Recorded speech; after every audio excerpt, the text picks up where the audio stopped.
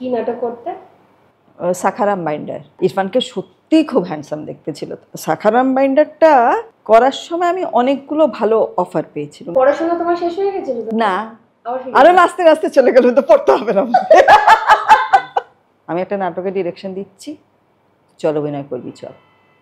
আমি জীবনে কোনোদিন অভিনয় করি কি, রাজামশাই রাজামশাই যুদ্ধ বেঁধেছে না কিরকম একটা ডায়লগ ছিল, সেটা বলতে গিয়েও ফ্যাক করে হেসে দিয়ে চলে গিয়েছিল। সুগতদা ঝগড়া করে? মানে তোমাকে জানি আমি যে তুমি একটু রেগে যাও মাঝে মাঝে। এই আমি রেগে যাই কি, জাগার কারণটা তো ও তৈরি করে। তোমার বোম্বে যেতে ইচ্ছে করে না? মানে এখন ভাবি আর কি যে কে কে মহাজনকে পেয়েছি, তো তখন আমাকে রমাদা বলেছিল করবে, সেই হিসেবে একদম মানে হাতে ধরে ধরে প্রায় রমাদা তখন। প্রথম সিরিয়াল কি তাহলে তোমার? নাজনীন, বুদ্ধদেব দাশগুপ্তরিত। মানে আমার মনে আছে একটা ছবিতে কন্ট্রাক্ট সাইন করেও ছেড়ে ফেলেছিল। If I am not comfortable তাহলে আমি কি, how can I perform? As a director খুব মজা করে কাজ করেছিলাম সুব্রতর সঙ্গে, স্পেশালি রবি ওজার ক্ষেত্রে তো বটেই। যতক্ষণ না একটা শট তার মনের মতন হচ্ছে, আমি ওই একটা লোক দেখেছিলাম যে প্রডিউসার ডিরেক্টর, তার টাইমের কোনো হিসেব নেই। খোলো খোলো, আপনার কি হলো? 9 মাস শেষ হয়ে গেল, বাচ্চা মরে গেছে, ফেলে দাও ওটা।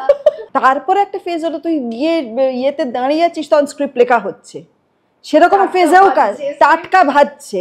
মীরামা বল দোয়েল, কপালে লেখা টেখা কিছু নেই, আছে যা তাকে বলে ধপ। কপালে লেখা টেখা কিছু নেই, আছে যা তাকে বলে ধপ। গল্প জুড়ে তার শুরু হলো আবার বৈঠকে বৈঠক। গল্প জুড়ে তার শুরু হলো আবার বৈঠকে বৈঠক। আমাদের এই পর্বের স্পন্সর হলেন অন্নপূর্ণা স্বাদিষ্ট। মীরামা দাঁড়া, বল দোয়েল।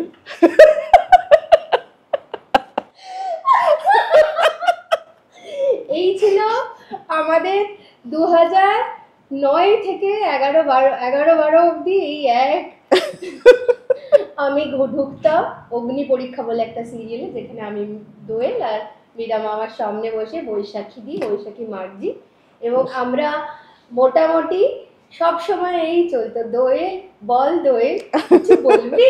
কেন তাও জানি না কিছু ডায়লগ। অদ্ভুত একটা সাজ। হ্যাঁ,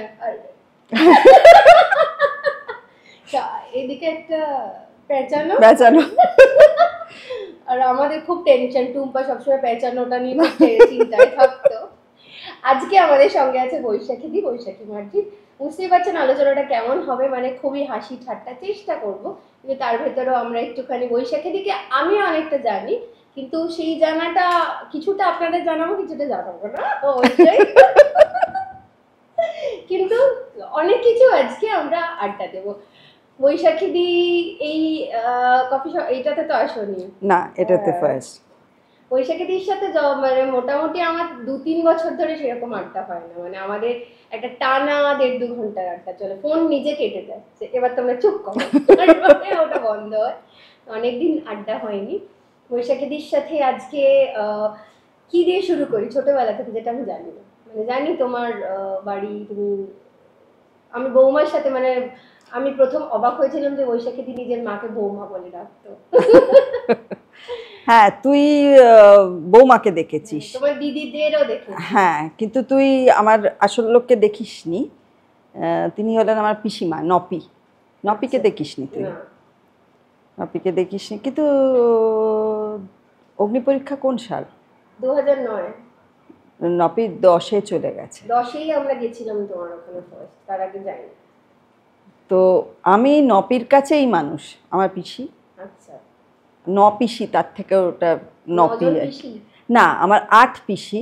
আচ্ছা, কিছুদিন আগে আমার শেষ জীবিত পিসি, তুই চিনিস আমার পিসতো ভাইকে চিনিস তো, তুতান, ওর মাও চলে গেলেন। সো আমার কোনো মাসি নেই, পিসি নেই, কাকা নেই, ওপরের ইয়েটা পুরো খালি, শ্বশুর শাশুড়ি পুরো খালি। বাবারা ক ভাই ছিলেন? বাবারা 3 ভাই ছিলেন। 3 ভাই 7 বোন, 8 বোন। 8 বোন। আমি ভাবি যে ক্রিকেট টিম। হ্যাঁ, মানে শারীরিক অবস্থানটা ভাবি শুধু যে একজনকে মানুষ করতেই আমার কিন্তু দম চলে যায়। ওটাই সুবিধা ছিল তখনকার দিনের বোধহয়, মানে এই 11 জনকে আলাদা আলাদা করে মানুষ করতে হতো না, ওরা মানুষ হয়ে যেত, কেউ মানুষ হতো, কেউ অমানুষ হতো, কেউ কিছু হতো, যাই হোক হয়ে যেত আর কি। আর তোমরা 3 বোন। আমরা 3 বোন। তো তোমার কি জন্ম এখানে, মানে তুমি কলকাতায় না? হ্যাঁ, একদম সাউথ কলকাতাতেই জন্ম। প্রেসিডেন্সি নার্সিং হোম ছিল তখন। এটা কোথায়? এটা বালিগঞ্জ ফাঁড়ির ওখানে। আচ্ছা, মানে বাবা মা এখানেই থাকে? আমাদের ব্যাপারটা হলো কি, আমাদের উড়িষ্যায় থাকা এবং কলকাতায় থাকা দুটোই একসঙ্গে। মানে আমাদের ব্যবসা ছিল উড়িষ্যায় আর কি, মানে পৈতৃক ব্যবসা। কিসের ব্যবসা ছিল? মেইনলি টিম্বার, কিন্তু হোয়াট নট বলা যায় আর কি। তখন মানে অনেক অনেক ডাইভার্সিফাই করেছিল আর কি। আচ্ছা, মানে ইনফ্যাক্ট এখন ঝারসুগুড়া যে এয়ারপোর্টটা, তার যত কাঠ সাপ্লাই সেটা কিন্তু আমরা, মানে আমাদের বাবারাই করেছিলেন আর কি। আচ্ছা। তো কিন্তু আমার ঠাকুরদাদা ওই সময় দাঁড়িয়েও তার মেয়ে ছেলে সকলকে কিন্তু কলকাতায় পড়িয়েছেন। মানে আমাদের বেলেঘাটায় হলো ঠাকুরদাদাদের বাড়ি ছিল। উড়িষ্যা থেকে এরা কিন্তু বেলেঘাটায় থাকতো না, এরা হস্টেলে থাকতো। আমার বাবা YMCA-তে থাকতেন। তুই নপিকে চিনিস, নপি থাকতো ব্রহ্ম গার্লসে পড়তো, ওখানে হস্টেলে থাকতো আর কি। তো এরা সকলেই কিন্তু কলকাতায় পড়াশুনো করেছে। সো আমার দিদিরাও আমরাও সকলেই কলকাতায়। কিন্তু আমাদের ওই ঝারসুগুড়ার সেট আপটা সবসময়ই ছিল। আগে সুবিধা কি ছিল, আগে তো জয়েন্ট ফ্যামিলি ছিল, তো কোনো একজন কাকিমা হোক কেউ হোক একটা থাকতেন ওখানে, আর কেউ একটা এখানে থাকতো। কিন্তু আমি তো অনেক লেট চাইল্ড। তুই তো আমার দিদিদের চিনিস, আমার মানে মেজ দিদি মানে থেকে আমি 10 বছরের ছোট। তো আমি যখন একটু বড় হব এরকম অবস্থা, তখন আমার বাবা আমার এই পিসিকে রিকোয়েস্ট করলেন যে ছোটি তুই যদি বাচ্চাটাকে করিস তাহলে বউ গিয়ে ওখানে থাকতে পারে আর কি। তো তবে থেকে আমি নপির কাছে। তাহলে তো মানে কলকাতায় তুমি এখানে কোন স্কুলে পড়তে? আমি প্রথমে পড়তাম দাঁড়া সেটা টাইনি টটস বলে একটা স্কুল। আচ্ছা, ছোটবেলায় সেটাতে যেতে খুব কান্নাকাটি করতাম নাকি আমি। কেন? প্রথম আর কি স্কুলে গেলে যেরকম কাঁদতো আর কি মানুষের, কাঁদতাম। তারপরে গোখেলে পড়তাম, তারপরে ডায়োসেশন, তারপর 11-12 শ্রী শিক্ষায়তন। আচ্ছা, কি নিয়ে পড়লে তুমি কলেজে? এটা কখনো ইকোনমিক্স। তুমিও ইকোনমিক্স? মানে পড়ার চেষ্টা করেছিলাম আর কি, রাধার সুগতদার সাথে কি ওইখানেই আলাপ? না না, একেবারে ও তো প্রেসিডেন্সি। আচ্ছা, আর তাছাড়া ও তো আমার থেকে সিনিয়র। ইকোনমিক্স কথা বলে সেন্ট জেভিয়ার্স পড়েছো। আচ্ছা, আলাপটা কি করে হলো সুগতদার সাথে? সেটা তো আমাদের গানের ক্লাসে। ও আচ্ছা, কার কাছে গান শিখতে? তখন শিখতাম কৃষ্ণচন্দ্র বন্দ্যোপাধ্যায় বলে, মানে কেষ্টবাবু বলে উনি প্রসিদ্ধ ছিলেন আর কি, বিশ্বদেব চট্টোপাধ্যায়ের ছাত্র। আচ্ছা, ক্লাসিক্যাল। আর গানটা কি ছোটবেলা থেকে শিখতেন? একদম নিজের ইচ্ছে নাকি বাড়ির যেরকম? না, অ্যাকচুয়ালি নিজের ইচ্ছে, মানে আমাদের বাড়িতে না গানের একটা ব্যাপার ছিল, মানে ক্লাসিক্যাল গানের একটা আমার বাবা যেরকম বিলায়েত খান সাহেবের বাবার কাছে, হ্যাঁ নাথ খান সাহেবের কাছে সেটা শিখেছেন কিছুদিন। তারপর আমার মাকে গান শেখানোর জন্যে এখান থেকে ওস্তাদ নিয়ে গিয়ে রাখা হয়েছিল ঝারসুগুড়াতে। আমার ঠাকুর দাদা নিয়ে গিয়ে রেখেছিলেন। সো গানটা ভালোবাসতেন? গানটা আমার মামার বাড়িতেও ছিল, আমার বাবার বাড়িতেও, মানে গানের উপরে খুব ইন্টারেস্ট ছিল, অ্যান্ড মেনলি ক্লাসিক্যাল। আচ্ছা, তোমার দুই দিদিরাও গান জানে? হ্যাঁ, কিন্তু পরবর্তীকালে হয়তো তারা কন্টিনিউ করেনি সেরকমভাবে। আমার বড় দিদি অবশ্য অনেক বেটার ডান্সার, ও কত্থক শিখেছে। আচ্ছা। আর আমার মেজো দিদি অসম্ভব ভালো গলা, এখনো খুব ভালো গায়, কিন্তু প্রফেশনালি গায় না। তুমি এখানে কোন সব প্রফেশনালি গাও, তুমি গাইতে বল না দেখ, একটা সময় হয়তো আমি একটা মানে ইচ্ছে ছিল যে আমি গাইয়ে হব, মানে ধর আমি তারপরে এসআরএতে ঢুকেছিলাম, সো উইথ আ হোপ যে হয়তো ভবিষ্যতে কখনো আমি মানে গাইয়ে হব, কিন্তু আমার মেজো দিদি সেইটাও ছিল না আর কি। ভালো লাগতো না গানটা, এমনি গাইতে ভালো হ্যাঁ, লাগতো কিন্তু অসম্ভব ট্যালেন্টেড। সুব্রতদার সাথে তো অনেক ছোটবেলায় আলাপ তোমাদের। খুব ছোটবেলায় মানে ও তখন আমেরিকাতে পিএইচডি করছে। আমেরিকা থেকে কি করে আলাপ হলো? ও তো এখানে গান শিখতো, মাস্টারমশাইয়ের কাছে গান শিখতো, তারপরে ও আমেরিকায় চলে গিয়েছিল পিএইচডি করতে। তারপরে ও যখন সামারে এসছিল তখন আমাকে দেখলো ক্লাসে আর কি। আচ্ছা। তো যদিও ওরমভাবে প্রেম টাইপের কিছু ঘটনা ঘটেনি আর কি, ও মানে ও একদিন প্রেম টাইপের কিছু না, তখনকার প্রেমও নয়, মানে কি অদ্ভুত প্রেম আর কি। মানে ও আমাকে বললো, ওর একটা জায়গায় প্রোগ্রাম ছিল, সেখানে আমি ওর সঙ্গে হারমোনিয়াম বাজিয়ে দিয়েছি। তো একদিন ক্লাসে বললো যে চিনে খেতে যাবে। তো আমি বললাম যে হঠাৎ, বললো না আমার বন্ধুরা যাচ্ছে, তো তুমি তো কি একটা কথা বলো, তুমি তো বলছিলে চিনে খেতে ভালোবাসো, এই যাও চলো। তো ঠিক আছে। ও মা, তারপরে দেখলুম যে আমাকে নিতে এলো যখন, তখন দেখলুম কোনো বন্ধু নেই সঙ্গে। তা তারপরে বললো যে তার নাকি পা ভেঙে গেছে, একটা বন্ধুর নাম করে বললো তার পা ভেঙে গেছে, হয়েছে, সেই জন্যে গেলুম জিমিস কিচেন। তখন জিমিস কিচেনটা কি ভালো ছিল, তাই না?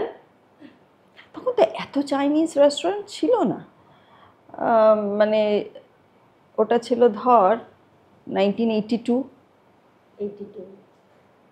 ফার্স্ট ডেট তোমাদের এখনকার ভাষায়, সো কল দেখা করা। তারপরে মানে খুব তাড়াতাড়ি তো বিয়ে হয়ে গেল, মানে বেশি দিন না, খুব তাড়াতাড়ি বিয়ে হয়নি, কারণ ও 13 দিনের মাথায় ও আমেরিকা চলে গেল। আবার চলে গেল। তারপর থেকে যেটা হলো ফোন। হ্যাঁ, তো তখনকার দিনে আমি ধর 900 টাকা টেলিফোন বিল হচ্ছে, মানে তখন 1000 টাকা, 900 টাকা নয় সরি, 9000 টাকা টেলিফোন বিল হচ্ছে। তখন 10,000 টাকা ছিল প্লেন ফেয়ার, আর ওরও ওখান থেকে ফোন বিলে হচ্ছে। তো তখন আমাদের ওপরের জেনারেশন ঠিক করলেন যে এটা একটু অ্যাফোর্ড করা একটুখানি বেশি বাড়াবাড়ি হয়ে যাচ্ছে, তাতে বিয়ে দেওয়াটাই বেটার আর কি। বিয়ে দেওয়ার পর কি আমেরিকা চলে গেলে তুমি? আমার বিয়েই আমেরিকা হচ্ছে। বিয়ে আমেরিকা হয়েছে? বাহ, সবাই মিলে। তার কারণ ওর তখন আসাটা একটু অসুবিধে ছিল, ওর সামনে কোয়ালিফায়ার ছিল, পরীক্ষা ছিল। তাহলে ক্লোজ ডোর বিয়ে হয়েছে একদম? ক্লোজ ডোর মানে হ্যাঁ, মানে আমার দিদির অনেক বন্ধু টন্ধু ছিল, ওর বন্ধুরা সব রচেস্টার থেকে এসেছিল। দিদি তখন চলে গেছে আমেরিকা? দিদি ওখানেই থাকতো, অনেক দিন ওখানে। আচ্ছা, বাহ, এটা তো মজার। মানে দিদি ছিল বলেই ওটা সম্ভব হয়েছে আর কি। তারপরে তুমি আমেরিকা ছিলে কতদিন? মানে পড়াশোনা তোমার শেষ হয়ে গেছিল? না, আরে আস্তে আস্তে চলে গেল, তো পড়তে হবে না।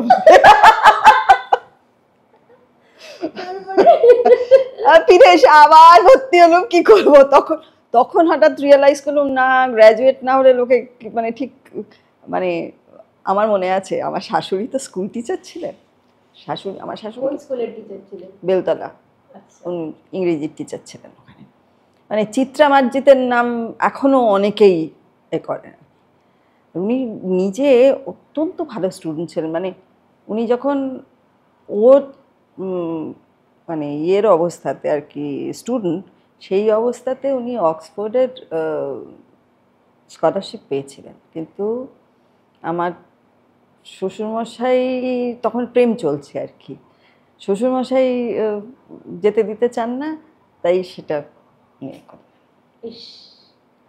তো কি বললেন শাশুড়ি, মানে তুমি যেটা নিয়ে ও হ্যাঁ, প্রথম যেদিন সুয়াদাদা মানে নিয়ে গেল আর কি বাড়িতে, নিয়ে এলেন, কি পড়বে টড়বে, আমি বললাম পড়বো, আমার পড়তে না একদম ভালো লাগে না। হ্যাঁ, বাবি এসব আমি কি শুনছি বলে গটগট করে বেরিয়ে চলে গেলেন। একদম serial শাশুড়ি। আমার শাশুড়ি অত্যন্ত ভালো মানুষ ছিলেন। না মানে পড়াশোনা করবে না শুনে রেগে যাচ্ছে এটা। হ্যাঁ, স্কুল টিচার, তিনি ভাবছেন যে ছেলে পিএইচডি করছে, একাডেমিশিয়ান ছেলে যে হবে, তার বউ পড়বে না, এটা আবার একটা ভাবা যায়? 19 কত তোমরা বিয়ে করেছো কোন সালে? 83। মানে আমারও জন্মে বিয়ে করেছো এবং এত বছর তোমরা আনন্দে আছো। আনন্দে না, মানে এত দিন আমরা ঝগড়া করে রয়েছি আর কি। ঝগড়া করে না? সুগত ঝগড়া করে, মানে তোমাকে জানি আমি যে তুমি একটু রেগে যাও মাঝে মাঝে। এই আমি রেগে যাই কি, জাগার কারণটা তো ও তৈরি করে। এবার তোমার মানে অ্যাক্টিংটা কি করে শুরু করলে তাহলে? থিয়েটার দিয়ে নাকি সিরিয়াল? হয়ে গেল, এটাও পুরো হয়ে গেল। আমার বন্ধু ছিল, তোরা সোনার কেল্লা দেখেছিলি তো, তাতে নকল মুকুল একজন হয়েছিল, মিস্টেক, ওর নাম হলো শান্তনু বাগচি। ও এখন খুব নামকরা মানে অ্যাড ফিল্ম মেকার। তো ও থাকতো হলো আমার ছোট পিসির পাড়ায়, এবং ছোট পিসির ছেলে যত বন্ধু টন্ধু সবাই আমার বন্ধু ছিল আর কি। মানে ছোট পিসির ছেলে আর আমি 4 দিনের ছোট বড়। আচ্ছা। তো ওই শান্তনু তখন, আমি তখন বিয়ে হয়ে এখানে ফিরে এসেছি, একদিন বলল যে এই যে আমি একটা নাটকের ডিরেকশন দিচ্ছি, চল অভিনয় করবি চল। আমি জীবনে কোনোদিন অভিনয় করিনি, স্কুল কলেজ কোনোদিন কিচ্ছু অভিনয় করিনি। হ্যাঁ, বাড়িতে ছোটোবেলায় আমরা সবসময় করতাম, ওই তুতান এলেই আমরা একটা মানে টেক্সট বুক থেকেই কোনো একটা পিস, সেটাকেই নিজেরাই ডায়লগ করে নিতুম, করে ওই পাউডার দিয়ে গোঁপ দাড়ি এইসবে করে আমরা অভিনয় করতাম। সেরকমই অভিনয় আর কি। আমার মানে তুতানের মা আর নপি, এই দুজন হলো দর্শক, আর আমরা অভিনয় করতাম এরকম। এছাড়া কিন্তু জীবনে কোনোদিন অভিনয় করিনি। তা ও নিয়ে গেল জোর করে, যা বলে তাতেই তো হেসে ফেলি। হ্যাঁ, কারণ পাড়াতে একবার নাটক হয়েছিল, সেখানেও কী সব চরিত্র দিয়েছিল, আমি কিচ্ছু করতে পারিনি, যা দিত হেসে ফেলতুম। সেই সব দিয়ে মানে রোল না কমিয়ে দিচ্ছে, আর নপি রেগে যাচ্ছে, তার মেয়ের জিনিস রোল কমে যাচ্ছে, কিন্তু আমি তো করতে পারি না, কি করবে? সেই সব দিয়ে কি রাজামশাই যুদ্ধ বেঁধেছে না, কিরকম একটা ডায়লগ ছিল, সেটা বলতে গিয়েও ফ্যাক করে হেসে দিয়ে চলে গিয়েছিল। তো মানে ওই শান্তনু নিয়ে গেল, কিন্তু প্রথম দিকে হাসতাম, তারপরে ও খুব বকতো, হাসিটা একটু কন্ট্রোল হলো, কিন্তু সে নাটকটা হয়নি। ও ন্যাশনাল ইনস্টিটিউট অফ ডিজাইনে চান্স পেয়ে গেল, চলে গেল, ওটা হয়নি। তারপরে দেবেশ দা বলে একজন, দেবেশ চক্রবর্তীর কাছে একটা নরোত্তম বলে নাটক, এপিক ক্যাক্টাস ওয়ার্কশপ বলে একটা গ্রুপ, সেখানে মানে সেইটা। আর এদিকে রমাদা ওই একদিন রাস্তা থেকে এগুলো, রমাদা ছিল সুগত দাদের পাড়ার লোক। আচ্ছা, সুগত দা তখন কোথায় থাকতো? Park circus. আচ্ছা, তখন রাস্তা থেকে, বাবি তোর বউকে একটু অভিনয় করতে দিবি, আমি একটা সিরিয়াল করছি। প্রথম সিরিয়াল কি তাহলে? কলকাতা বলে। আচ্ছা, কি চরিত্র করেছিলে? সেটা মনে আছে আমার, নাজনীন, একটা মুসলমান মেয়ে, তার হিন্দু ছেলের সঙ্গে প্রেম হবে। আচ্ছা, বেঁচে থাকবে না মরে যাবে? না, বেঁচে থাকবে। আচ্ছা, তখন সিরিয়াল মানে তুমি তো অনেক দিন ধরে, এটা কত সাল হবে? 84, 85?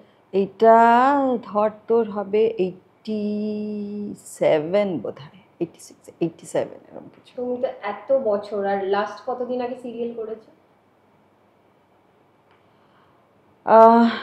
আজকাল মনেও থাকে না, একটা কিসের কোন একটা সিরিয়ালে যেন ওই একদিনের কাজ করতে গিয়েছিলাম। একদিনের কাজ? বাবা, এরকম চরিত্র হয়? হ্যাঁ, আমি বলেই দিয়েছি সকলকে যে যদি এরকম 1 দিন 2 দিন 3 দিন ম্যাক্সিমাম 4 দিনের কাজ থাকে আমাকে বলবে, এর বেশি আমি কাজ করব না। কেন ভাল লাগে না এখন সিরিয়াল করতে? না ওই পাগল আবার সেই, কিন্তু এখন আমাদের মতন কষ্ট করে না লোকে, জানিস তো, আমাদের মনে আছে সেই একখানা ঘরে মাদুর পেতে হ্যাঁ ভাড়া দিতাম এসি, আর সেই এসি লাগানো নিয়েও আমাদের জেহাদ ঘোষণা করতে হয়েছিল। মাদুর পেতে শুয়ে থাকি। এখন ঘরে ঘরে এসি, এসি ফ্লোর, এখন একদম অন্যরকম। অগ্নি পরীক্ষা নিয়ে একটু বলে দিই সবাইকে যে আমরা একটা কারখানায় শুটিং করতাম, এবং আমি যখন প্রথম এসেছিলাম আমি 3 নম্বর চরিত্র ছিলাম অগ্নি পরীক্ষার দোয়ে। তার আগে 2জন করে গেছে, 2জনে না করে চলে গেছে। এবং গিয়ে প্রথমেই 7 দিনের মধ্যে 7 দিন পরেই আমাদের এপিসোড শুরু হবে, এবং আমাকে মাথা থেকে আমার বিয়ের সিকোয়েন্স শুরুতেই মাথা থেকে পা অব্দি গয়না পরানো হয়েছে, এবং সেটা মে মাস। ঘেমে চান করে, সব লাইট জ্বলছে, কোনো ফ্যান অন নেই, কিছু না, আর নিচে টিনওয়ালা একটা ঘর, আর বৈশাখী দি মলমলটা এরকম করে নিংড়ত বলতে সরো ভাব যে আমরা বরফে ঘুরে বেড়াচ্ছি। এই হচ্ছে আমাদের অবস্থা। এবং ঘেমে নিয়ে স্নান করে আমরা একটা জেহাদ ঘোষণা করে এসি লাগালাম। এসিটা লাগানোর পর যখন এসিতে ঢুকতাম এবং বেরোতাম, কিছুদিন পর ঠান্ডা লেগে জ্বর চলে আসতে, এমন অবস্থা হতো বলো। আর এখন মানে আমি তো এরকমও দেখেছি যে একটা শর্ট দিল, মানে অ্যাক্টর একজন শর্ট দিয়ে পুরো পাঞ্জাবিটা ঘেমে হয়ে গেল, এবারে তো এ হবে না, তখন ইয়ে করে শর্টটা শুরু হয়েছে যখন, তখন তো শুকনো পাঞ্জাবি, এবারে হয়ে যাচ্ছে, তখন আবার কাটলো, কেটে সেটাকে আবার ইস্ত্রি করলো, করে শুকোলো, শুকিয়ে আবার পরিয়ে আবার শর্ট নিচ্ছে, এরকমও দেখেছি আমি অন্য সিরিয়ালের কথা বলছি। ভাবো, আর সেখানে এখন খুব কষ্ট করেছি আমরা, ও শুধু গরমের জন্য নয়, টয়লেট নিয়ে আমরা যে কি কষ্ট করেছি, বাপরে বাপ। মানে তখন 86 এর অবস্থা কিরকম ছিল, মানে তখনও সেম রাস্তাঘাটে শুটিং করতে। অ্যাবসলিউটলি আরো খারাপ। আচ্ছা কিছু না, আমি তোকে অনেক পরের কথা বলছি, ইয়েতে এক আকাশের নিচে অরোরা স্টুডিওতে হতো, এমনিতে মানে অ্যাটমসফিয়ার খুব ভালো ছিল। অরোরা স্টুডিও ইয়ে ছিল না, এসি ছিল না? এসি কোন এসি? আচ্ছা টয়লেট কি, একটা ওই টিনের দরজাওয়ালা টয়লেট, নিচে মেকআপ যেখানে করতাম তার পাশে, মানে সেটা পুরোভাবে কেউ দাঁড়ালে কিন্তু দেখতে পাবে, আর সেটা টয়লেট মানে তুমি যদি পটি করো সেখানে করতে পারবে না, তার জন্যে একটা দোতলায় টয়লেট, সেই টয়লেটে মানে অত নোংরা, অত ইয়ে হতে পারে না, মানে টেকনিশিয়ান থেকে আরম্ভ করে সকলের জন্য ওই একটাই টয়লেট, মানে সারা দিন চেপে চেপে চেপে চেপে আমার তো কিডনিতে স্টোন হয়ে গিয়েছিল। ভাবা যায় যে কত, মানে ভাবে যে কত সুন্দর গ্ল্যামারাস হয়ে লোকজন, কিন্তু এখন সেই দিক দিয়ে মানে অনেক সুবিধে। কিন্তু তুমি এখন 4 দিন শুটিং করতে, তখন কতদিন শুটিং করতে বলো? হ্যাঁ বয়সটা কম ছিল, ভালো লাগতো হয়তো। ক্যারেক্টারটা পছন্দ হয় না? শোন সরো, একটা প্রবলেম কি জানিস তো, আমরা যখন কাজ শুরু করেছি তখন প্রথম কথা হলো আমাদের কাজ শুরুর অনেক আগে স্ক্রিপ্ট দিয়ে দেওয়া হতো, সো আমরা একটা চরিত্র করছি সেটা সম্বন্ধে জানি করতে গেলে, এবং ডিরেক্টরও জানতো যে চরিত্রটা কিরকম হবে। এবারে তারপরে একটা ফেজ এলো যখন মানে হয়তো 2 দিন আগে স্ক্রিপ্ট দিত, তাও অসুবিধা হচ্ছে, ঠিক আছে তাও ঠিক আছে। তারপরে একটা ফেজ এলো যে তারা স্ক্রিপ্ট আগে দিতেই পারে না, তারপরে একটা ফেজ হলো তুই গিয়ে ইয়েতে দাঁড়িয়ে আছিস তখন স্ক্রিপ্ট লেখা হচ্ছে, সেরকম ফেজেও কাজ টাটকা ভাজছে, এইরকম হয়েছে। আর কোনো কোনো চরিত্র কেউ জানে না সেটা কি হতে চলেছে, নো ওয়ান নোজ। ঘটনা বলি, আমি একটা সিরিয়াল করতাম,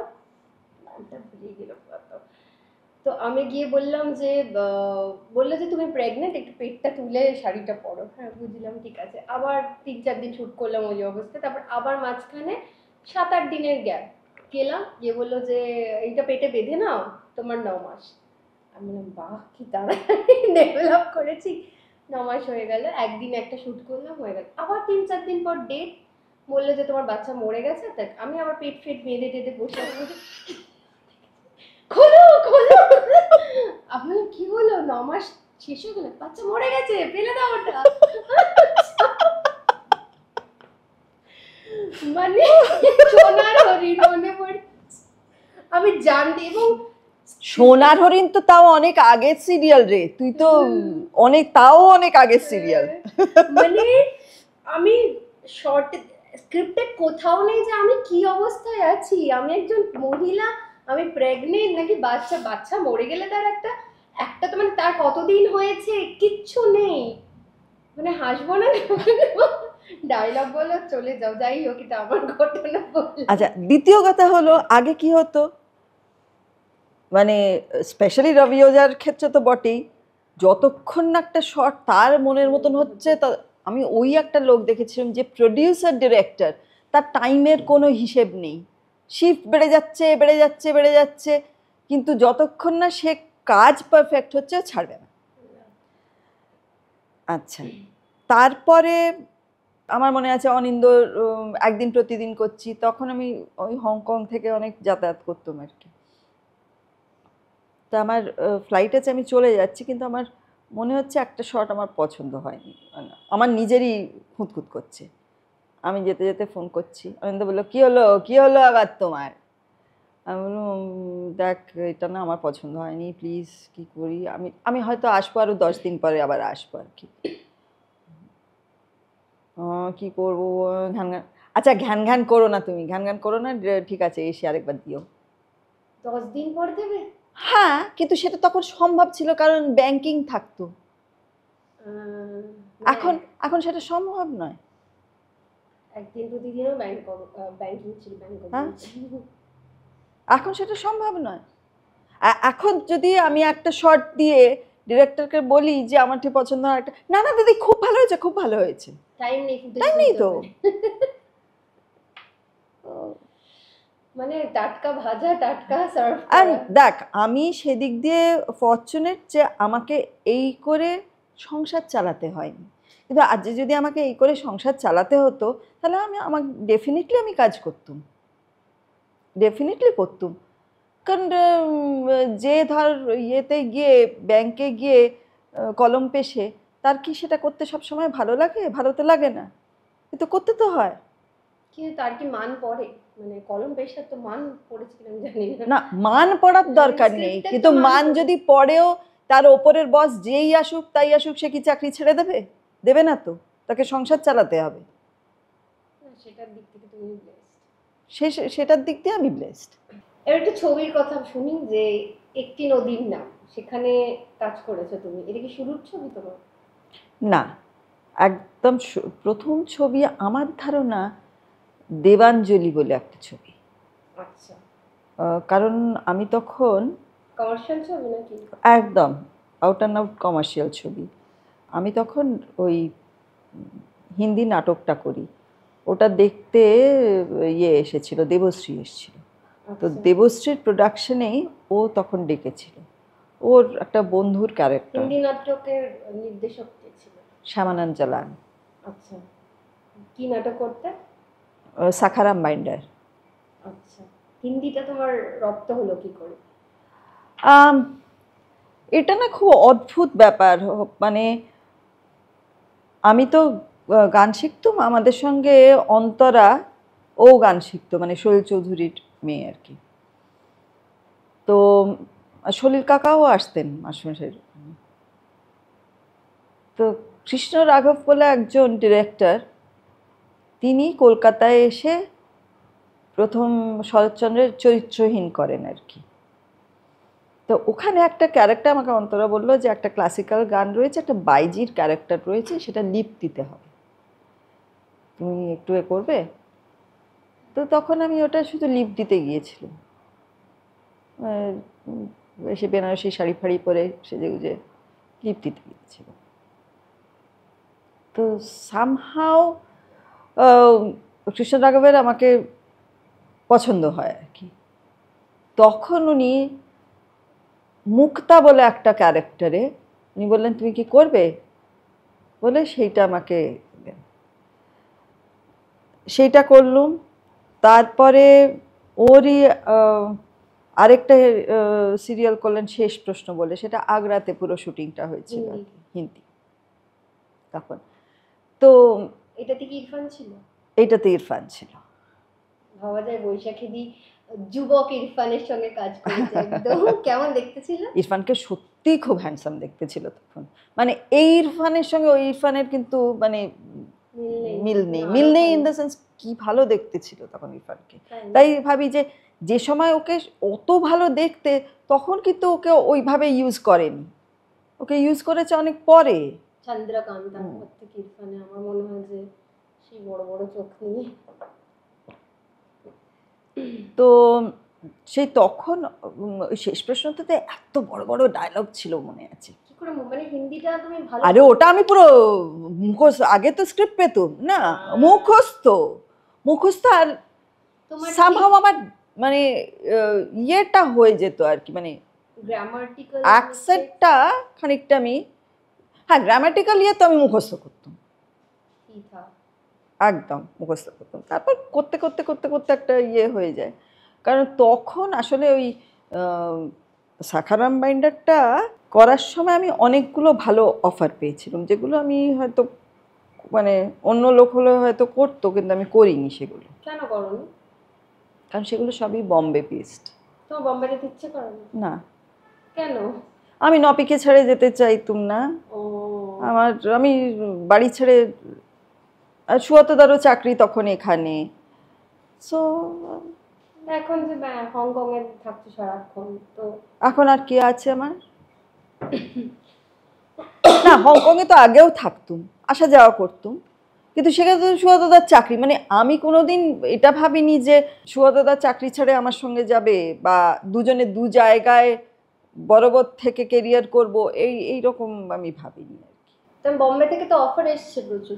অফার মানে শোন না, মজার ব্যাপার হলো কি, যেহেতু এটাতে কুলভূষণ খারবান্দা অভিনয় করতেন আর কি এই সাখারাম বাইন্ডারে, তখন তো সব হাউসফুল যেত, পৃথ্বী থিয়েটার, এনসিপিএ সব হাউসফুল।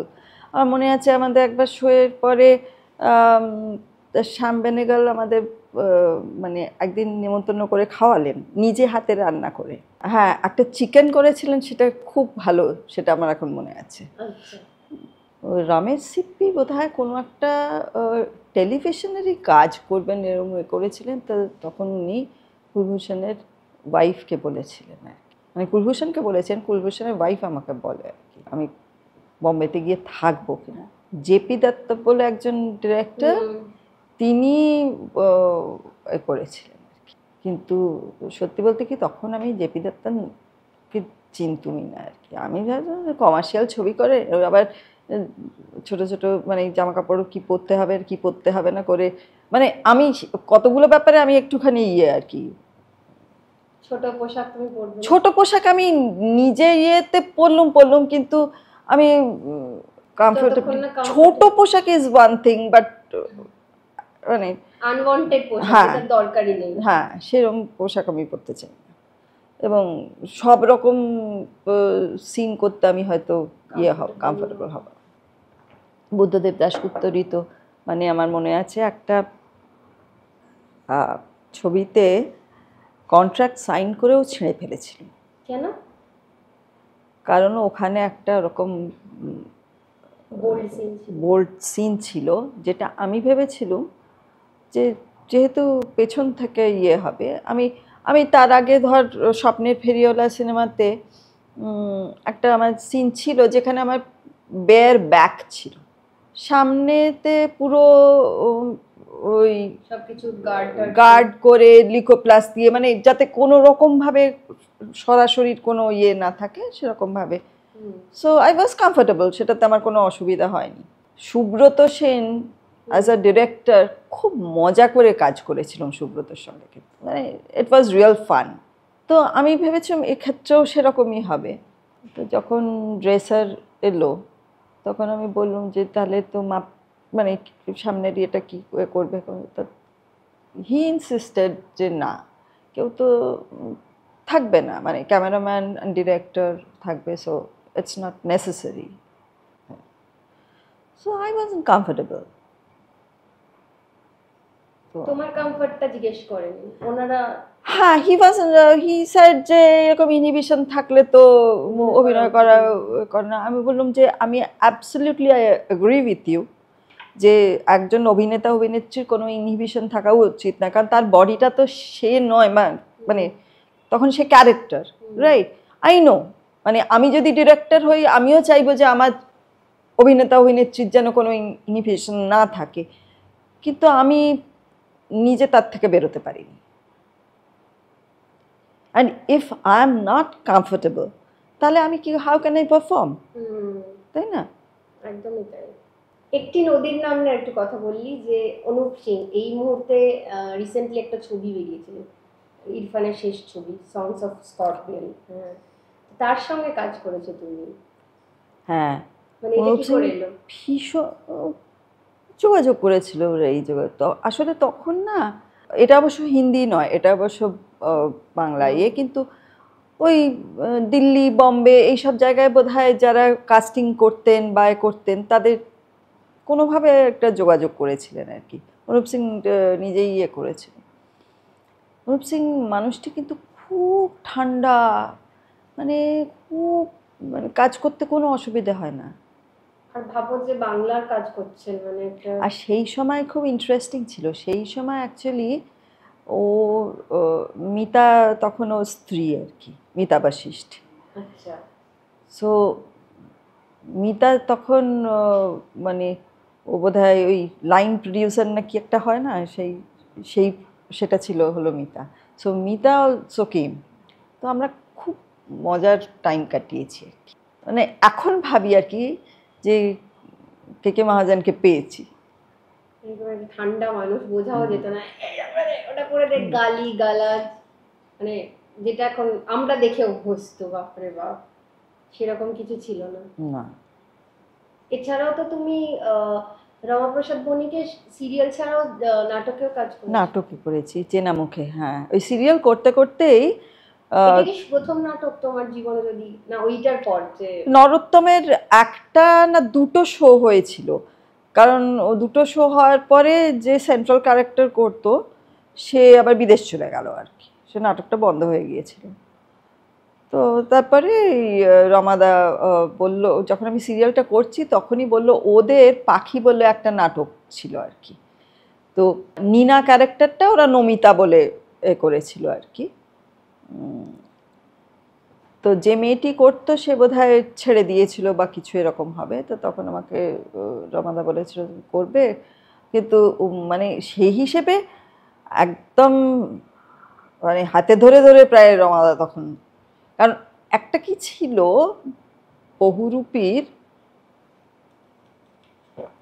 ইয়ে ছিল তো, মানে রমাদা তো বহুরূপীর স্কুলিং থেকে আসা লোক, ওদের একটা ঘরানা আছে, একটা সুর আছে, সেইগুলো আমাকে একদম মানে ওই নাটকের ক্ষেত্রে একদম বসে বসে বসে বসে তুলিয়েছিল আর কি।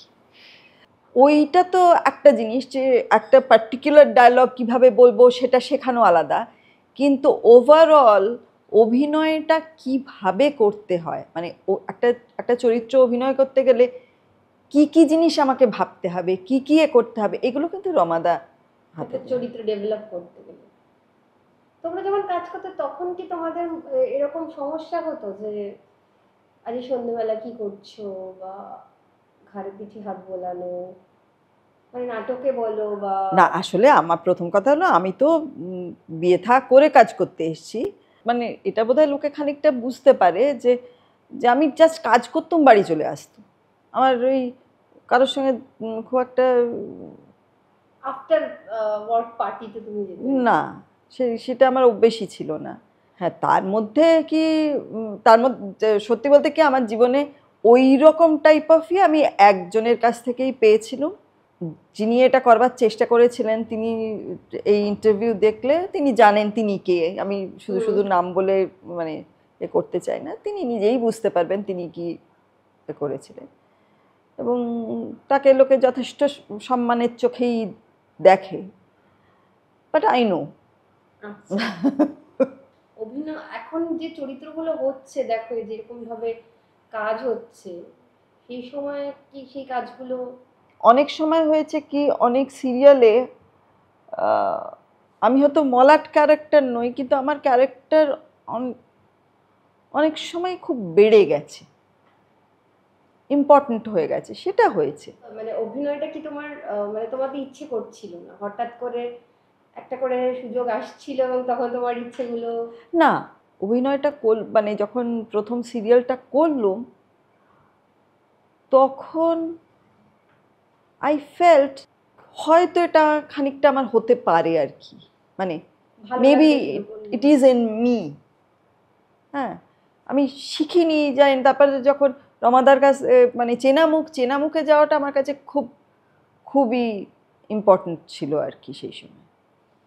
আর সেই সময় ধর চেনামুখের ব্যাচটাও খুব ভালো ছিল, চন্দন, তারপর খরাজ তখন যদিও রেগুলার আসতো না, শান্তি আরও পরে জয়েন করলো, শান্তি, আরও অনেকে আর কি। তো so very interesting group also. মানে কি ভালো ভালো আমাদের এখানে আমরা যাদের দেখে বড় হয়েছি এবং এত ভালো অ্যাক্টর। আর তারপরে তো এরা তো আমার কন্টেম্পোরারি, তারা মানে, কিন্তু তখন রেন করছে কে? অনুস্বাদী। আমি তো হাঁ করে মানে আমার মনে আছে অনুস্বাদী ওই ঘুরে গিয়ে কথা বলতে, ঘুরে গিয়ে একটা ভাবে নিয়ে মৌরি খেলো না কি খেলো, আমি না ও মা কিরকম সাবলীলভাবে মৌরিটা খেয়ে নিল। রবি ওঝা শুটিং করতে গিয়ে মনে হয় ওটা সব থেকে বেশি কাজে দিয়েছে। আবার রবি ওঝা শুটিং এ এখান থেকে তোলো, হাতে নাও, ঘোড়া আবার ওখানে রাখো। হ্যাঁ, কিন্তু সেগুলো তো কথাগুলো সেগুলো তো আগে থেকে সেট করা জিনিস, কিন্তু এটা হলো কোনো ঠিক নেই, তো করতে করতে করলুম আর কি। কিন্তু সেটা আমি পরে বুঝলুম যে ওটা অভিজ্ঞতার সঙ্গে হয়ে যায়, ওটা মানে এমন কিছু ইয়ে নয়। শুরুতে তখন আমার মনে আছে বাবা সেই একটা হয়েছিল যে আমি গিয়ে বলবো, সৌম্যদাকে গিয়ে বলবো আমার হাত দুটো বন্ধ, বলুন তো জোর না বেজোর? তা একটা কি বলবে জোর, আমি তখন বলবো ধ্যাত বেজোর, এই দেখুন না বলে দেখাবো। যেটা বলার কথা তার উল্টোটা বললো সৌম্যদা। এবার আমি হাত তো খুললে তো আমি ভাবছি মা লোকে তো দেখে নেবে, তাহলে তো আমি তো বলতে পারবো না, তখন আমি কি করব? কিন্তু এই সেদিনই আমি রিয়েলাইজ করলুম যে এটা কিছু একটা হতে পারে আমার, কারণ আমি কিন্তু ফাম্বল করলুম না। ধর বললো জোর, ধ্যাত বেজোর, এই দেখুন।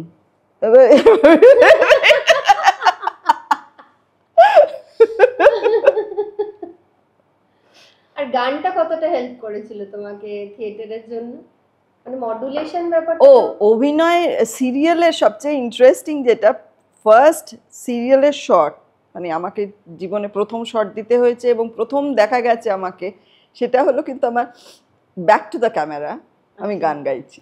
আচ্ছা, সেই গানটা আমারই গাওয়া গান ছিল, নাজনীন যে ক্যারেক্টারটা সেইটা, কলকাতা। বাহ। আর এমনিতে তো থিয়েটারও তোমার মডুলেশন বা এগুলোতে গানটা অনেকটা, হ্যাঁ যে কোনো, হ্যাঁ ডেফিনেটলি খানিকটা তো হেল্প করেই আর কি। বৈশাখীদির সঙ্গে আমি একটা নাটকে কাজ করেছিলাম যার নাম হচ্ছে সুরের বাঁধনে, এবং সেটাতে বৈশাখীদি করতে হচ্ছে নয়না দেবী। হ্যাঁ, প্রচুর গান গাইতো সুগতদার বৈশাখীদি, খুব মজা হয়েছে। তারপর বৈশাখীদি একটা ডিরেকশন দিল নাটকের মতো দেখতে। এটা তোমার লেখা ছিল না? না, এটা উজ্জ্বলের লেখা, উজ্জ্বলদার লেখা ছিল। আমার ফার্স্ট মানে ডিরেক্টরিয়াল কাজ আর কি। তারপর কটা ডিরেকশন দিলে? তারপরে আসলে ওই ক্লাবের অনেকগুলো দিয়েছি, প্রত্যেক বছর সম্প্রীতি বলে একটা হয়, তো ওই ডিকেএস এর ডিরেকশনগুলো অনেকগুলো আমি দিয়েছি আর কি। আমাদের দলের বলতে তারপরে কুশীলবে সাপলুডোটা আমার লেখা, আরেকটা পয়লা বৈশাখ বলে আরেকটা, তুই পয়লা বৈশাখে তুই ছিলি না? ছিলি না, পয়লা বৈশাখ করলুম একাটা, তারপরে সেটা তো একাটা ভালো হতো। একক, ওটা ওটা উজ্জ্বলের লেখা। আর এখন কিছু করছো? এখন 21 শতকের একটা নাটকে আমি ডিরেকশন দিয়েছি, অরণ্যে 3 রাত্রি। আচ্ছা, এটা কার লেখা? উৎপল বিশ্বাস বলে একজন ছিলেন, আমাদের কুশীলবে মারা গেছেন, ওর লেখা। ফাঁকা থিয়েটার হয়েছে তোমার কখনো নাটকে? সবসময় ফাঁকাই হয়। না, বাজে কথা, আমি দেখেছি তোমার থিয়েটার, আমি লাস্ট দুটো দেখেছি। মোস্টলি খুব বেশি লোক আসে না, কারণ আসে না, যেটা আসে না আসে না। আমি বলছি তো, আমি এইরকম নাটকও করেছি যেখানে টিকিট পাওয়া যাচ্ছে না, লোকে মানে বলছে আরো এক্সট্রা পয়সা দেবো, টিকিট দাও। সাকারাম মাইন্ডারের সময় তাই হতো, কলকাতায় যখন শো হতো, কারণ ওটা তো একটা সময় ব্যান্ড ছিল নাটকটা, যার জন্যে আরো বেশি ক্রেজ। একটা নাটক করতাম কাঁচের পুতুল বলে, সেটাতে এমন হয়েছে 4টে চরিত্রের নাটক, হলে 5টা লোক বসে আছে, আমি তাতেও করেছি। আমার আমার কিচ্ছু এসে যায় না এই ব্যাপারে। আমি মানে অ্যাবসলিউটলি, আমি মানে যদি 2টো লোক কি একটা লোকও বসে থাকে, আমি কিন্তু মানে একদম একই মন দিয়ে নাটক করব।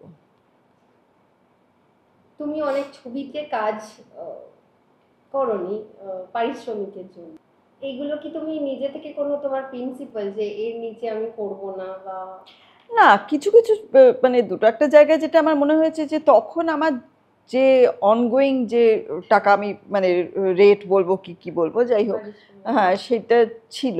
তার থেকে যখন আমাকে মানে এমন যদি হয় কেউ নতুন করছে, তার অ্যাফোর্ড করতে পারছে না, সেটা একটা আলাদা জিনিস। কিন্তু জাস্ট আমাকে কাজ দিয়ে লোকে উদ্ধার করে দিচ্ছে, এই লোকটা যদি, এই ব্যাপারটা যদি লোকে করেন না, আমার ভালো লাগে না। তুমিও আছো, ধরো ওখানে ঐশ্বরিয়া রায়ও আছে, না, দুজনের তো 2টো রেট হতেই পারে, সেটা সেটা তো কথা নয়।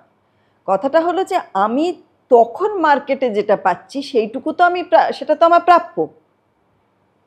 আজকে তোর অনেক নাম, তুই আমাকে কাস্ট করছিস, করে আমায় উদ্ধার করে দিচ্ছিস, এই এই ব্যাপারটা যদি থাকে তাহলে তো প্রবলেম।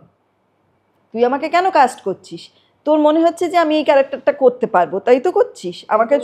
শুধু শুধু তো মানে মানে চ্যারিটি করবার জন্য করছিস না তো। কাজে আমি আমি বলছি না যে আমাকে ঐশ্বর্য রায়ের মতন পয়সা দিতে হবে, কিন্তু আমি তখন মার্কেটে যেটা পাচ্ছি সেটা আমাকে তখন দিতে হবে, নাহলে আমার অসম্মান করা।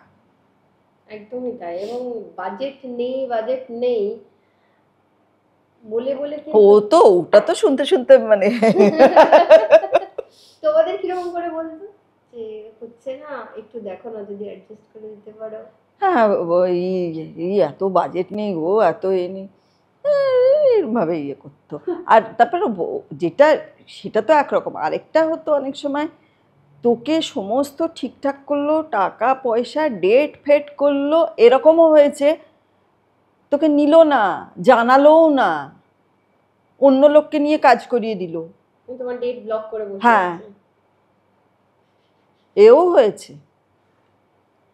মানে বুঝতে পারছেন যে একজন মানে অভিনেতার জীবনে যে কত রকমের মানসিকভাবে অপ্রস্তুতি এবং মানসিকভাবে পাবো কি পাবো না, হবে কি হবে না, আদৌ করবো কি না, যতক্ষণ না ফ্লোরে পৌঁছচ্ছি ততক্ষণ জানি যে আরে কুলভূষণের মতন লোক আমাকে বলেছিল যে যে টাকা তুমি পেয়েছো জানবে সেই টাকাটাই তুমি, তোমার প্রডিউসারের ঘরে যে টাকা পড়ে রয়েছে কোনো গ্যারান্টি নেই।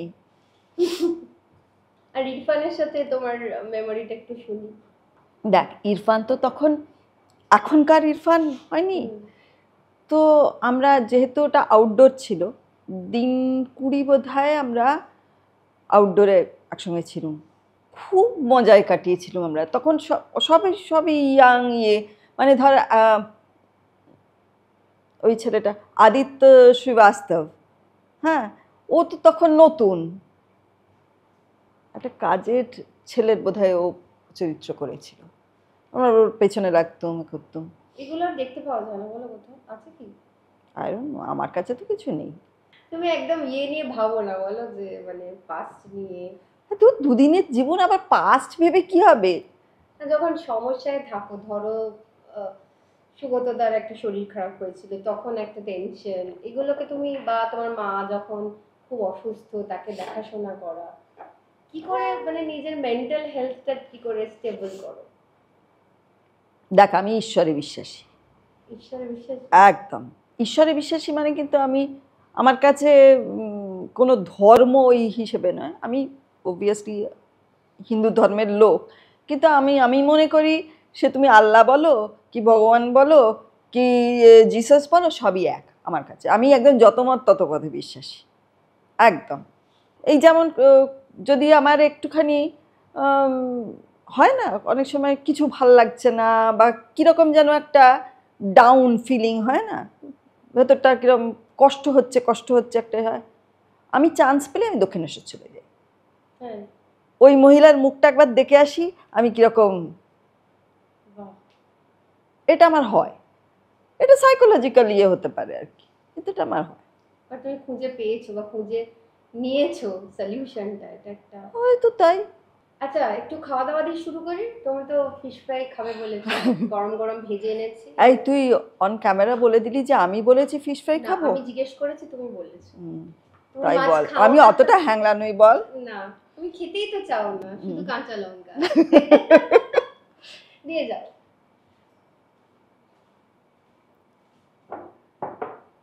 বৈশাখে দিই প্রচুর কাঁচা লঙ্কা খায়, এবং কিন্তু তুই আজ কাঁচা লঙ্কা দিসনি আমায়। না দেবে নাকি কাঁচা লঙ্কা দিয়ে? এটা একটা অসাধারণ দৃশ্য হবে, ফিশ এন্ড চিপস কাঁচা লঙ্কা দিয়ে খাওয়া।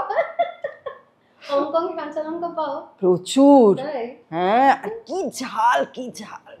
তোমার ঝাল লাগে? বলছি হংকং এ ঝাল লাগে, এতটাই ঝাল খাওয়া যায়? বৈশাখের দিকে আমরা বলতাম যে তোমার ঝালের ওই টেস্ট বাডটা নেই, চলে গেছে। আচ্ছা, এই যে 41-42 বছরের একটা সম্পর্ক, তারও বেশি, ধরো 43 বছর চিনলেন কেউ পড়কে, 43-44 বছর। আমাদের 83, হ্যাঁ আমি 42।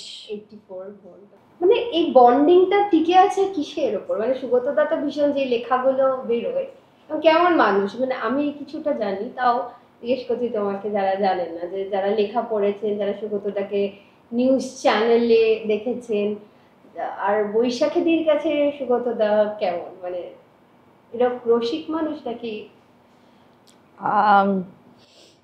খেতে দিলে খুব ভালো মুডে থাকে আর কি, তাই না? খাওয়া নিয়ে কন্ট্রোল করতে চাইলেই মেজাজ একদম খাপ্পা। মানে ইনফ্যাক্ট আমরা দুজনেই সেই হিসেবে আমরা বাঁচার জন্য খাই না, আমরা খাওয়ার জন্য বাঁচি। তাই না? হ্যাঁ, দুজনে খেতে ভালোবাসো? দুজনেই খেতে ভালোবাসো? হ্যাঁ, কিন্তু ওর খাওয়ার টাইপ আর আমার খাওয়ার টাইপ যে সবসময় একরকম হয় তা নয়। ও যেরকম বাঙালি মানে মাছ, শুক্তো, ছেঁচড়া ম্যাচড়া সবই পছন্দ করে আর কি। আমি আবার আমি ঠিক ভাতের লোক নই আর কি, ভাত খেলে বিরিয়ানি খাবো এরম টাইপ আর কি। আর না এমনি না হলে কি খাবে? ভাত ছাড়া কি খাবে? একটু গাজর, একটু তাই তো? না না, ওরকম কেন, গাজর টাজর মানে সেটা খেতে হয় তাই খাওয়া, মোটেই ওটা আমি ভালোবেসে খাই না, কি আশ্চর্য।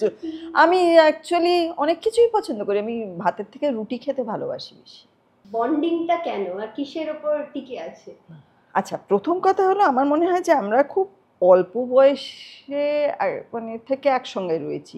তখনও $500 রোজগার করতো, মানে স্কলারশিপ আর একটা ইয়েতে লাইব্রেরিতে অন ক্যাম্পাস কাজ করতো, টোটাল আর্ন করতে হলো $500, তার $267 বাড়ি ভাড়া যেত।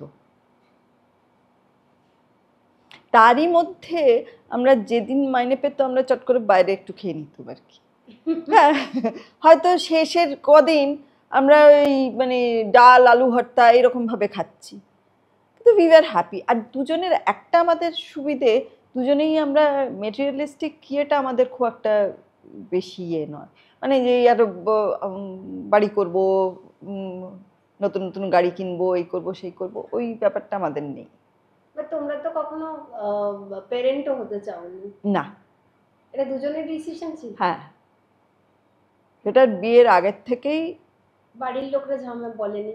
হ্যাঁ, বাড়ির লোকেদের বলার কথা তো তারা বলেই যাবে, কিন্তু তারা তো হবে না।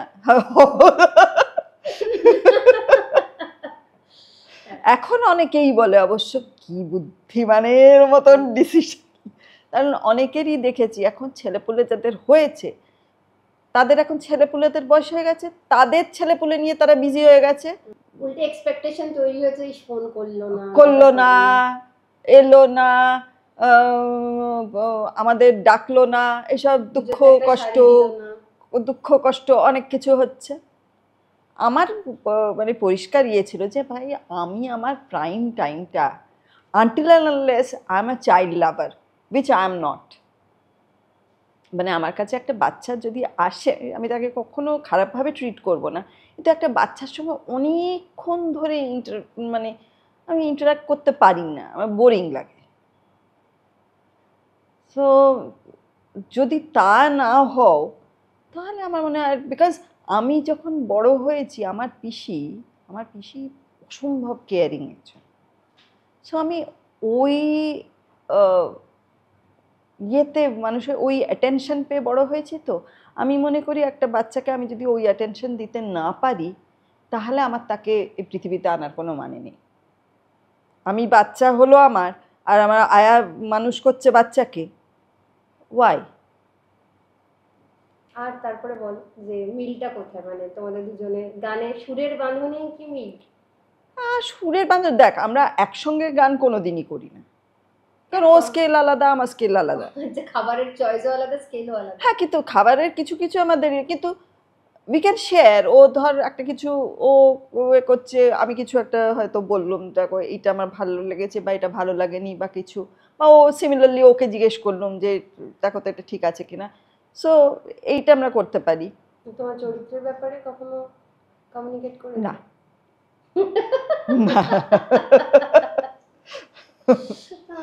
না, একেবারেই না। প্রশংসা করতো যে এই কাজ দেখতো? হ্যাঁ, সিরিয়ালের কাজে ওর কোনো ইন্টারেস্ট নেই, এটা আমার কাজ অনেক বেশি দেখতেন আমার শাশুড়ি। ইনফ্যাক্ট আমার যত যা রিভিউ বেরিয়েছে আমার শাশুড়ি কেটে কেটে রাখতেন। আমার শাশুড়ি নিজে খুব ভালো থিয়েটার করতেন। উনি মানে ওর ইয়াং এজে উনি ইংরেজিতে লেডি ম্যাকবেথ করেছিলেন। তার মানে সুগতদা যতই রসকসীন বাইরে লেখা বেরোক বা উনি যেভাবে আমরা দেখতে পাই সামনাসামনি কিন্তু একদমই ওরকম না, একদম চট করে রেগে যায় কিন্তু ভীষণ তাড়াতাড়ি আবার ঠান্ডা হয়ে যায়। এরকম কোনোদিন গেছে যে তোমাদের খুব ঝগড়া হয়েছে, আজ ছেড়ে চলে যাবই? একদিন প্রায়ই হয়ে থাকে, মানে রচেস্টারে যখন বিয়ে হয়ে গেল, মানে আমার ওয়ার্ড্রোব থেকে দেখতো না দেখ আমি সমস্ত জিনিস আমার সুটকেসে ভরে এবারে আমি চলে যাচ্ছি দিদিভাইয়ের কাছে। তারপরে কি হতো? তারপরে ও তখন এ করতো, আমি তো ওয়েট করে রয়েছি ও কতক্ষণ এ করবে। একবার মনে আছে আমি বাড়ি ছেড়ে, আমি খুব রেগে যেতাম, তখন তো বয়সও কম ছিল, রেগে গিয়ে বাড়ি থেকে বেরিয়ে যেতাম। আমাদের পাশে একটা জেনেসি ভ্যালি পার্ক ছিল, হাঁটতে হাঁটতে চলে গেছি, এবারে পেছনে না আমি শুনছি একটা পায়ের আওয়াজ আসছে। আর ওই জেনেসি ভ্যালি পার্কে আমি শুনেছিলাম তখন যে ওখানে নাকি রেপ হয়েছিল এটসেট্রা এটসেট্রা, পেছনে আওয়াজ আসছে, আমি তো জানি ওটা সুগতদাই আসছে। হ্যাঁ, আস্তে আস্তে একবার টার্ন করে দেখি ওমা একটা অন্য লোক, দেখে তো চোঁচা করে দৌড়। সে বেচারা হয়তো ভাবছে যে কেন আমি দৌড়াচ্ছি। এদিকে সুগতদা আবার আমাকে খুঁজে না পেয়ে সে গেছে পুলিশের কাছে। হ্যাঁ, আমি যখন তারপরে বাড়ি ফিরছি তখন দেখি সুগতদা আরো দুটো তিনটে ছেলে আর কি, মানে ওখানে ইয়েতে থাকতো আর কি, তারা সবাই তখন মানে আমার খোঁজে আর কি। তো এরকম আমি প্রায়ই বেরিয়ে যেতাম, আমি করতাম এটা, সুগতদা বাড়ি ছেড়ে কোনোদিন বেরোতো না। আমি রাগ হলেই আমি বেরিয়ে যেতাম। তো যাই হোক, মানে আমাকে এতদিন সহ্য করেছে ও, মানে সেইটা ওর ক্রেডিট, সে বিষয়ে কোনো সন্দেহ নেই। বৈশাখীর বাড়িতে বিয়ে হয়েছিল এবং ভেঙে যাচ্ছে আস্তে আস্তে, তো এগুলোর পিছনের কারণটা কি তোমার মনে হয়? তোমাদের এই যে একটা বৈবাহিক এতদিনের দীর্ঘ সম্পর্ক। শোন, একটা প্রথম কথা হলো যে দেখ, এটা তো ইন্ডিভিজুয়াল টু ইন্ডিভিজুয়াল ইয়ে হয়। আগেকার দিনে ধর সম্পর্ক যে ভাঙতো না, তার দুটো ইয়ে রয়েছে। একটা হলো কখনো তো তোর মানে 10টা যদি ঘাট থাকে 10টাই মিলবে, এটা তো হয় না। সেখানে কিছু কিছু অ্যাডজাস্টমেন্টের দরকার হয়। ঠিক আছে, আমার বাবা 2টো মেলেনি, 8টা তো মিলেছে। কিন্তু আবার এমন যদি হয় যে 10টার সঙ্গে 10টাই মিলছে না, তখন তো সেই রিলেশনশিপটা টেনে নিয়ে যাওয়ার কোনো মানে হয় না, সেটা তো বুদ্ধিমানের কাজ নয়। আর আরেকটা জিনিস কি, যে একটা আমরা এত ছোট বয়সে বিয়ে করেছি যে ওর ওর কোথাও মনে হয়েছিল যে এই মেয়েটা তো সব ছেড়ে ছুড়ে দিয়ে আমার কাছে এসেছে, ওকে আমায় প্রোটেক্ট করতে হবে। সো আমি তখন সত্যিকারের হয়তো বয়স কম ছিল, আমি অনেক হয়তো ছেলে মানুষই অনেক কিছু করেছি, সেগুলো কিন্তু সয়ে নিয়েছে। আগেকার দিনে আরেকটা কি প্রবলেম ছিল, সব সম্পর্ক যে ভালো ছিল তা নয়, ভাঙেনি হয়তো, ভালো তো ছিল না, কারণ ফিনান্সিয়াল ইন্ডিপেন্ডেন্স ছিল না মেয়েদের। তারা বাধ্য হয়ে সেই সম্পর্ক ইয়ে করেছে। So how can I say যে তখন সব ভালো ছিল এখন সব খারাপ? হ্যাঁ, একটা সম্পর্ক যখন তৈরি হয়, মানে ইট ইজ ডিজায়ারেবল যে সে সম্পর্কটা ওয়ার্ক করে যাতে, কিন্তু যদি না করে ইটস বেটার টু আলাদা হয়ে যাওয়াটাই বুদ্ধিমানের কাজ। বুদ্ধিমানের কাজ। এবং সেটা যতটা অ্যামিকেবলি করা যায় সেটাই ভালো। এবার আমরা ঝটপট আগুনে ঝাঁপ দেবো, মানে র্যাপিড ফায়ার। তুমি খেতে খেতে ঝটপট উত্তর দাও, ঠান্ডা হয়ে যাচ্ছে না। এমন প্রশ্ন করিসনি যে গলায় আটকে যায়। বৈশাখী দির একটা মজার ঘটনা, মানে আমরা হাঁ করে ভাবতাম যে কি করে করে, যে বৈশাখী যখন বাইরে যায় বা কোথাও, বৈশাখী দিন নাকি গাড়িতে ঘুমোতে ঘুমোতে যায়। তোমার বাইরের দৃশ্য ভালো লাগে না? না না, বাইরের দৃশ্য খুব ভাল লাগে, কিন্তু মুভিং ভেহিকলে আমি জেগে থাকতে পারি না। আমার চোখ আস্তে করে বন্ধ হয়ে যায়, বিছানায় শুলে ঘুম আসে না। আচ্ছা, এমন কোন জায়গায় গেছিলে মনে হচ্ছিল যে চোখটা বন্ধ না হলে ভালো হতো? কি সুন্দর। অনেক জায়গাতেই সেটা মনে হয়, একটা বলো। ওরকম ভাবে বলতে পারছি না, কিন্তু এরকম বহু জায়গাতেই এরকম, মানে যেখানে টানা একটুখানি রাইড থাকে আমি তখন পারি না, চোখ বন্ধ হয়ে যায়, আবার চোখ খোলে। আবার খোলে? হ্যাঁ, এই ধর আবার 5 মিনিট ঘুম হলো, আবার চোখটা এই দেখা হলো না। বৈশাখী দিনে আমি যা দুর্গাপূজায় যেতাম শুটিং এর পর, মানে অনেকক্ষণ খেটে টেটে হয়ে চলে একটু ঠাকুরটা দেখে কেমন হয়েছে। অভিনয় করতে চাও এমন চরিত্র কখনো মনে হয় যে চরিত্রটা যদি আমি পেতাম, করতাম, কি ভালো হতো? একটা চরিত্র জানিস তো, আমার খুব ইচ্ছে ছিল, মানে একটা সিরিয়াল হয়েছিল গান্ধর্বী বলে, তো তাতে যেটা মেন চরিত্র সেটা আমার খুব, মানে ওটা ক্লাসিক্যাল গানের ইয়ের উপরে ছিল। ওটা আমার মনে হতো এই চরিত্রটা যদি আমি পেতাম কি ভালো হতো। ওটা ওটা মোস্ট প্রবাবলি মৃন্ময় দা ডিরেক্ট করেছিলেন, মৃন্ময় চরিত্রটা কি করেছিল? লাবণী। আচ্ছা, তোমার এতগুলো বাড়ি কোনটা সবচেয়ে ভালো লাগে থাকতে? আমার, তুই এটা জানিস না, সেটা হলো বেনারসের ওল্ড এজ হোমটা। কেন? বেনারসে আমরা একটা আমরা তো কোনোদিন কোনো বাড়ি কিনিনি, সব তো পাওয়া। সে তো বেনারসে একটা ওল্ড এজ হোম রামকৃষ্ণ মিশনের মধ্যে আমরা ভগবানের দয়া পেয়েছি, যতদিন আমরা বাঁচবো আমরা থাকতে পারবো। বাহ, এটা তো ভালো শুনলাম। বেশ। আর সেই বাড়িতে কি আছে শোন। কি আছে বল? সেই বাড়িতে 2টো খাট আছে, 2টো সিঙ্গল খাট পাশাপাশি রয়েছে, বসার ঘরে একটা এর থেকে আর একটু বড় টেবিল আছে, আর 3টে চেয়ার আছে, যে 3টে চেয়ার একটার সঙ্গে আরেকটার কোনো মিল নেই। আচ্ছা, হ্যাঁ, এই তোমরা আর একটা ইয়ে কি বলে ওটাকে, আলনা। আলনা? আচ্ছা, আলমারি নেই? না, জামা কাপড় না নিয়ে যাবে নাকি তুমি? সুটকেসে নিয়ে যাই তো। ও আচ্ছা, কতদিন থাকো ওই বেনারসের বাড়িতে? এখন তো বেশি থাকতে পারি না, এখনো তো সবাই কাজ করছে ম্যাক্সিমাম হয়তো 15 দিন। ভালো লাগে? ভীষণ ভালো লাগে, কারণ সকাল কিচ্ছু ভাবতে হয় না, কি খাবো কি করবো, সব দিয়ে যায় এসে, বা ডাইনিং হলে গিয়ে খাই আমরা। আর মহারাজা ভীষণ ভালোবাসেন, মানে এখন তো কেউ নেই আমাদের ওই জায়গাটাতে, মনে হয় যেন ওটা আমাদেরই বাড়ি। মানে এরকম হয় পর্যন্ত আমরা চলে আসবো, বিকেলের ফ্লাইট, মহারাজরা মানে খাবার গুছিয়ে দেন, তোমরা যখন গিয়ে পৌঁছবে গিয়ে কি খাবে, বাড়িতে তো কেউ নেই। বাহ, এরকম। এক বাটি কাঁচা লঙ্কা নাকি এক বাটি রসগোল্লা? অবভিয়াসলি কাঁচা লঙ্কা। সুগতদার গাওয়া গান তুমি সবসময় শুনতে চাও যখনই মনে হয়, যেটাতে খুব রেগে যায়? যদি মনে পড়ে। ওটা বিশ্বদেব চট্টোপাধ্যায়ের গান আসলে, কিন্তু সুগতদাও গায় ওটা, যদি মনে পড়ে সেদিনেরও কথা। বেশ, শেষ তোমার প্রশ্ন। তোমার জন্য আছে বিবনি থেকে একটা 500 রুপিজের ভাউচার। এটা কি পার্লার? আচ্ছা, হাটারি ধরো, হাটারি গ্রিলসের তরফ থেকে আছে 750 রুপিজের একটা ভাউচার। ওহ, সুগতদা উইল বি সো হ্যাপি। লাস্টাদা পাবলিকেশনের তরফ থেকে আছে 30% ডিসকাউন্ট ভাউচার। Thank you. প্রতিক্ষণের তরফ থেকে আছে 30% ডিসকাউন্ট ভাউচার। ডেজের তরফ থেকে আছে 30% ডিসকাউন্ট ভাউচার। বাহ। আর আমার তরফ থেকে আছে একটা 1000 টাকার ভাউচার। ওহ, তো বড় লোক হয়ে গেলুম রে। আরো আছে।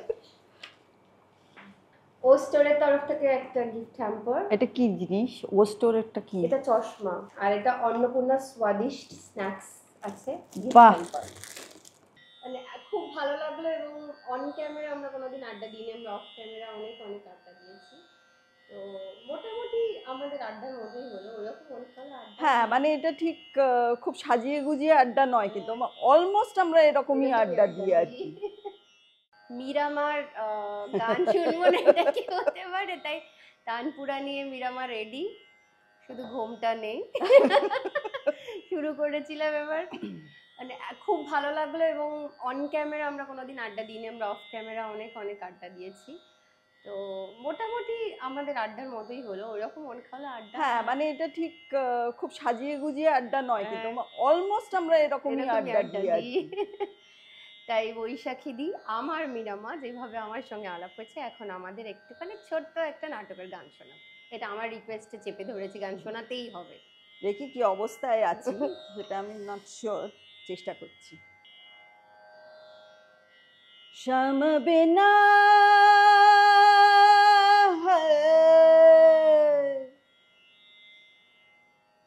सैया बिना है, पिया बिना सोन रे, हमारे से जरिया घेरे घेरे जाए बदरा कारी रे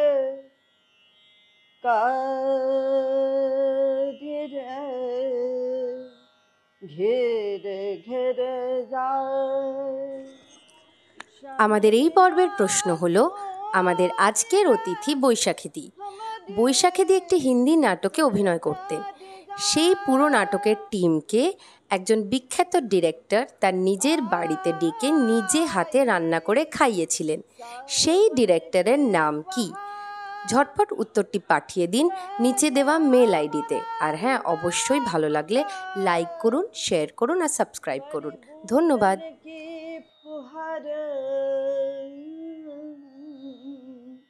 घेरे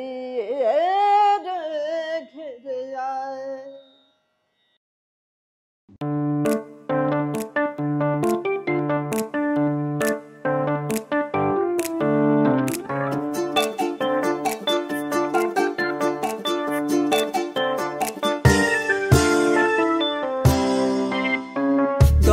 দুজান আসে ভুল তো তার হয়, তারও জীবন জুড়ে হাজারো পরাজয়, তবুও তার পথে থামার প্রথা নেই, আগলে যায় সরে চলার খেয়ালে, সীমানা ভোলার দুজান আসে। কপালে লেখা টেখা কিছু নেই, আছে যা তাকে বলে ধক, কপালে লেখা টেখা কিছু নেই, আছে যা তাকে বলে ধক।